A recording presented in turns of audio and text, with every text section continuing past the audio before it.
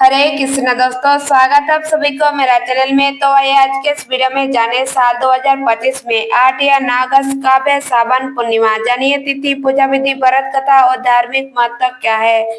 इस साल यह सावन का महीना 11 जुलाई 2025 से शुरू हुआ था, जिसके बाद देश भर के शिवालय में भोले के भक्तों ने महादेव की खूब पूजा सेवा की।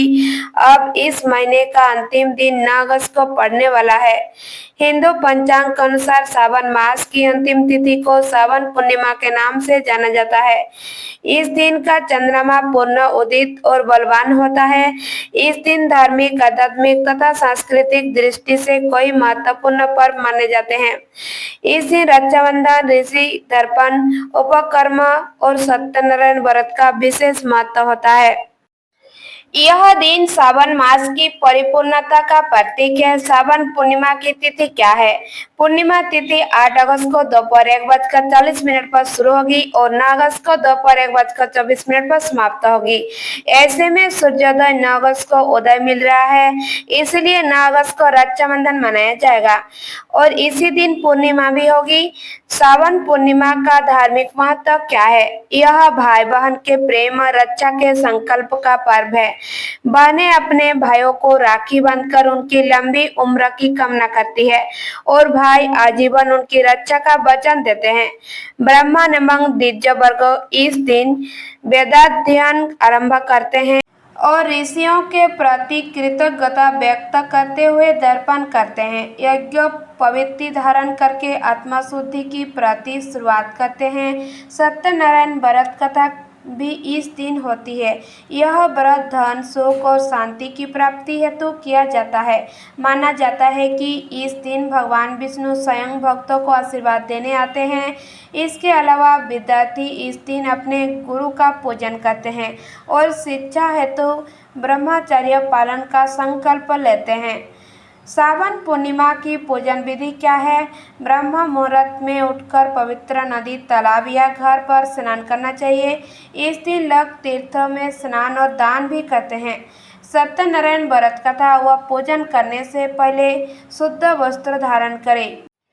घर के पूजा स्थान को स्वच्छ कर ले। उत्तर पूर्वी दिशा में पूजा की व्यवस्था करें। भगवान विष्णु के सत्यनारायण स्वरूप की मूर्ति या चित्र स्थापित करें। पंचामृत से अभिषेक कर पुष्प, धूप, दीप नैवेद्य अर्पित करें। कलश पर स्वस्तिक बनाकर आम पत्र से सजाएं और उसके ऊपर नारियल रखें। व्रत कथा का पाठ करें और श्री विष्णु को भोग लगाकर उनकी आरती करें। सावन पूर्णिमा की व्रत कथा क्या है।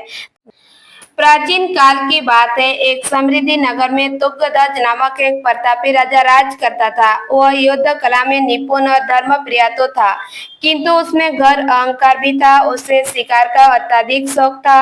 एक दिन वह वन में शिकार हेतु गया और दिन भर पशु पक्षियों के पीछे दौड़ते दौड़ते थक कर चूर हो गया।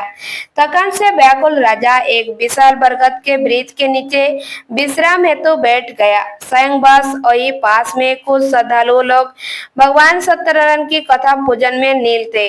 वहाँ का वातावरण अत्यंत शांत, भक्ति और स्मरण से ओतप्रोत था, किंतु अभिमानी राजा न तो उन भक्तों की ओर ध्यान देता है, न कथा सुनता है और न ही भगवान को प्रणाम करता है।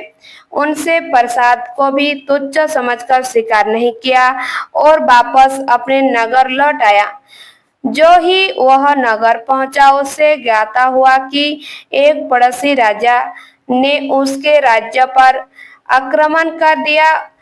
उसके सैनिक बिखर गए, प्रजा आतंकित हो गए और समस्त राजकीय व्यवस्था अस्त व्यस्त हो गए।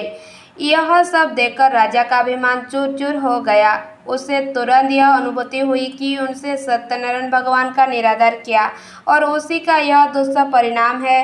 अब पश्चाताप की अग्नि में जलते हुए वह उसी स्थान की ओर दौड़ा जहाँ कथा हो रही थी।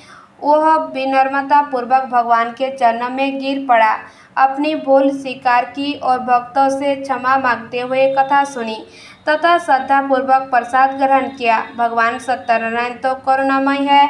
उन्होंने राजा की प्रार्थना सुन ली। उसकी भक्ति से प्रसन्न होकर भगवान ने उसे क्षमा कर दिया।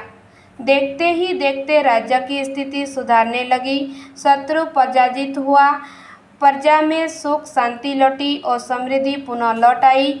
इसके बाद तुंगध्वज राजा ने जीवन पर्यंत भगवान सत्यनारायण की सेवा और उपवास की।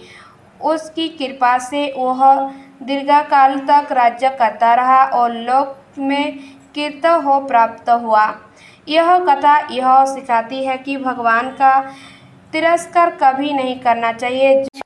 जो भी श्रद्धा और भक्ति से इन कथा को सावन पूर्णिमा जैसे पुण्य अवसर पर सुनता या पढ़ता है, उसकी समस्त इच्छाएं पूर्ण होती है। ऐसा कहा गया है कि यह व्रत वाजपेयी यज्ञ के समान पुण्यदायी है। सावन पूर्णिमा पर पूजन के बाद क्या करें? सावन पूर्णिमा न केवल एक तिथि है, बल्कि यह भारतीय संस्कृति की आध्यात्मिक समृद्धि, पारिवारिक संबंधों की गहराई और ऋषि परंपरा की गरिमा को दर्शाने वाला एक विशेष दिन है। इस दिन पूजन करने के बाद ब्राह्मणों को भोजन और दान अवश्य दीजिए। यदि ब्राह्मण उपस्थित न हो तो किसी योग्य व्यक्ति को भोजन कराया जा सकता है। यह यज्ञ सूत्र बदलने का दिन भी है, इसलिए ब्राह्मण वर्ग उपकर्म पर नवीन यज्ञ पवित्र धारण करते हैं।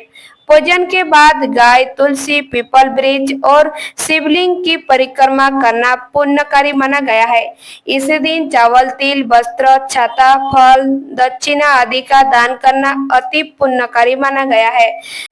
सावन पूर्णिमा भगवान शिव से संबंधी होने के कारण शिव पुराण या रुद्राष्टकाध्यायी का पाठ करें।